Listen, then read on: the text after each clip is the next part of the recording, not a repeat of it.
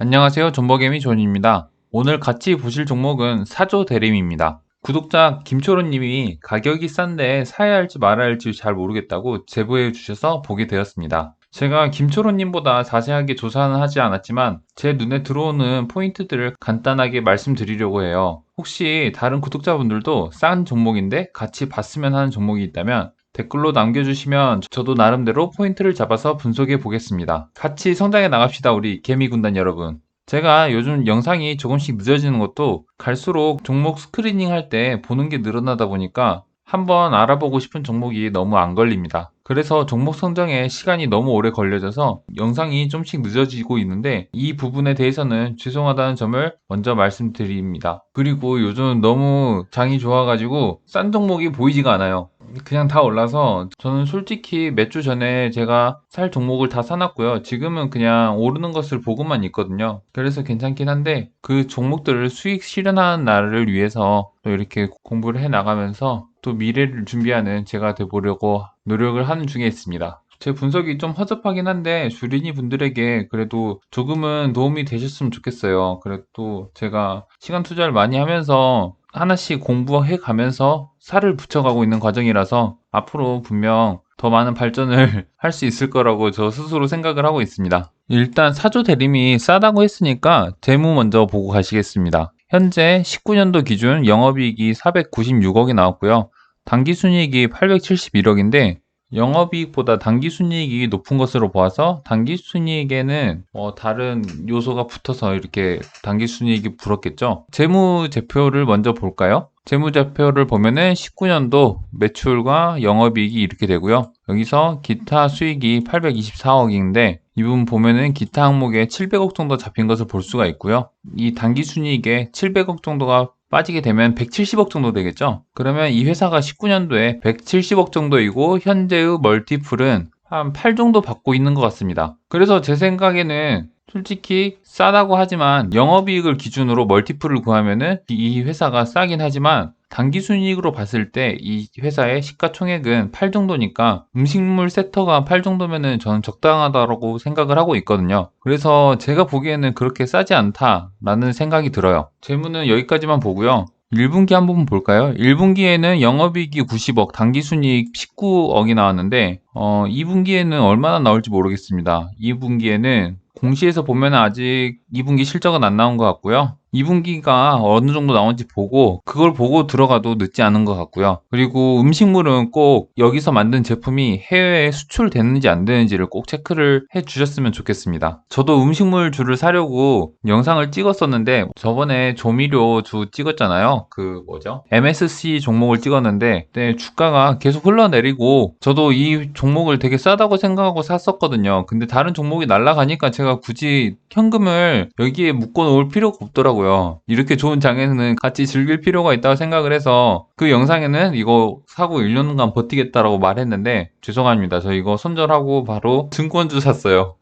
굳이 제가 핫한 섹터가 싼데 그걸 놔두고 이 핫하지 않은 섹터가 싼 거를 싸다는 이유만으로 지고 있을 필요는 없는 거잖아요. 그리고 MSC 같은 경우에는 대주주 지분이 너무 높아가지고 그것도 이 기업이 소외받는데 큰 기여를 한 것 같고 지금 음식물 섹터들이 핫하긴 한데 이거 핫한 종목들을 보면은 다 수출을 하고 있어요. 뭐 풀무원의 두부나 뭐가 또 있나요? 무튼 무조건 음식물은 수출을 해야 됩니다. 그러지 않으면은 소외될 수밖에 없어요. 이게 보시기에 저평가라고 하지만 그 저평가가 되는 이유가 있는 거예요. 왜냐하면 국내에서 팔면은 결국은 음식물이라는 것은 진입장벽이 되게 낮거든요. 그렇기 때문에 해외 수출을 하지 않는다면은 국내 시장에서 나눠먹기이기 때문에 점점 낮은 진입장벽 때문에 다른 경쟁 업체들이 나올 거 아니에요. 그렇기 때문에 멀티플을 높게 못 받는 겁니다.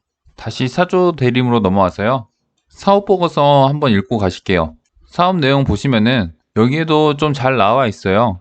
여기 보시면은 식품산업은 최근 인구 감소, 원재료비, 환율 등의 변동성으로 인해 어려움을 겪고 있다 라고 말을 하고 있고요. 하지만 건강지향적, 자연지향적 이런 좀 더 퀄리티가 높은 타겟층으로 한 제품들은 계속 성장을 하고 있다고 합니다. 결과적으로 특정 대상을 타겟팅한 사업이 성장을 하고 있다는 거죠. 기존 사업은 계속 어렵다는 소리예요. 특히 우리나라 인구는 별로 많지도 않잖아요. 그렇기 때문에 또 요즘 인구 감소도 되게 큰 문제가 되고 있고요. 그리고 또 봅시다. 농산물 및 가공식품의 급속한 변화에 직면을 하고 있고, 식품 산업에는 되게 많은 불확실성이 존재하고 경기 민감도가 크다. 그리고 품목별로 매출에 영향을 많이 받는다. 식품 산업은 또 신제품 개발이 출시되면 곧이어 유사 제품이 출시되고 있고, 그리고 유통 구조도 대형 할인점의 영향력은 축소되고 있는 반면에 편의점이나 온라인 유통이 늘어나고 있다. 그러니까 온라인 유통을 좀 적극적으로 하는 회사들이 매출이 좀 높겠죠. 따라서 식품 산업 내 경쟁뿐만 아니라 판매 시장의 진입 장벽이 낮아짐에 따라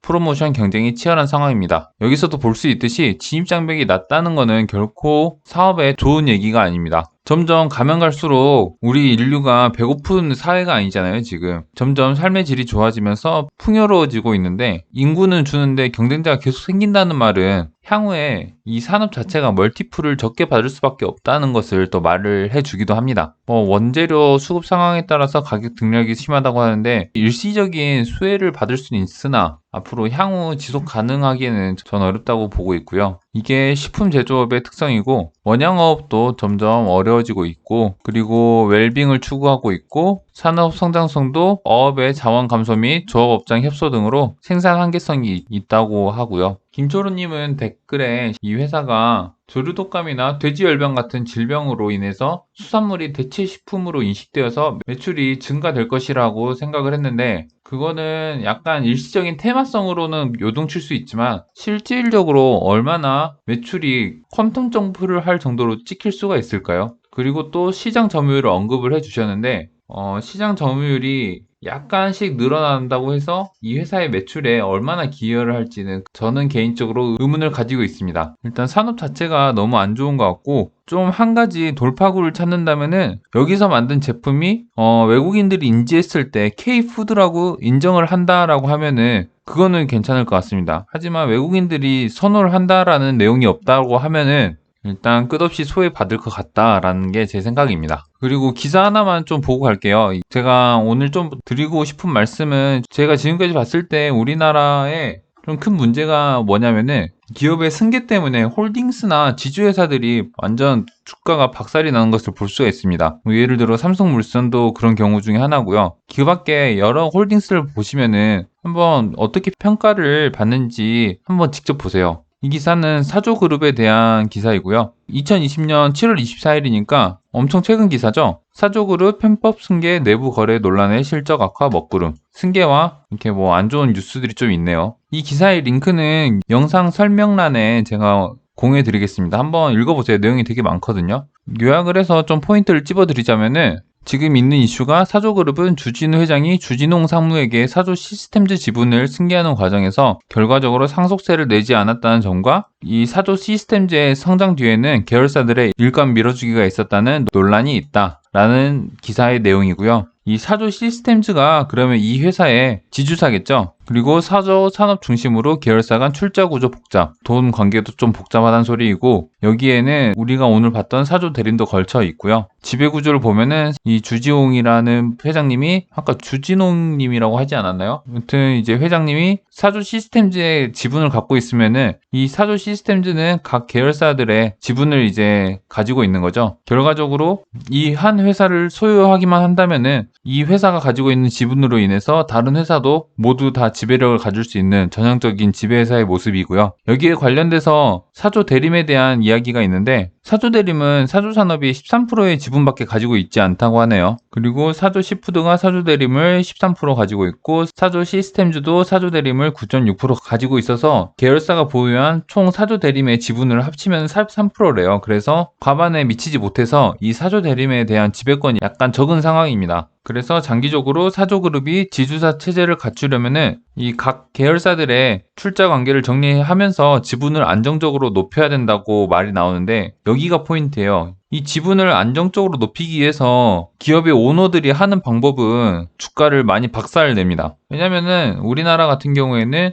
제가 정확히는 모르지만 상속을 할 때 현재 시장가를 기준으로 세금을 매기기 때문에 세금을 최대한 적게 내기 위해서 이렇게 지분을 확보하기 위하면 주가를 박살내는 모습을 많이 볼 수가 있는데요. 아무튼 지금 경영 승계 때문에 지배권을 확보하기 위해서 앞으로 정리돼야 될 문제가 되게 많이 있는 것 같고, 결과적으로 이 회사에서 우리가 수익을 거두려면은 이런 상황 속에서 주가가 오를 수 있는 가능성을 찾아야 되는데, 이런 상황에 대한 이해도가 지금 이해를 하기 힘든 상황이고요. 그리고 산업 자체도 사조 대림의 산업이 기술적인 혜자를 가지고 있는 산업이 아니기 때문에 굳이 공부를 열심히 해서 이 회사에 투자해서 수익을 보는 것보다는 다른 더 쉬운 종목을 파보는 게 낫지 않나라는 생각이 듭니다. 너무 부정적으로만 말씀드린 것 같아서 죄송하긴 한데, 아무튼 지금 주가는 그래도 바닥이라서 더 떨어질 때는 없는 것 같긴 하고요. 그것도 잘 모르긴 하지만 진짜 이 기업을 투자한다고 하면은 남들이 관심이 지금 없는 종목이니까 2분기 실적이 만약 예상치보다 훨씬 월등히 많이 나왔을 때 실적을 보고 들어가도 늦지 않을 거라는 생각이 들어요. 그래서 좀 더 공부해 보시고 확신을 가지셨을 때 투자를 해보셨으면 좋겠습니다. 좀 더 불확실한 것보다는 확실한 기업으로 선택하세요.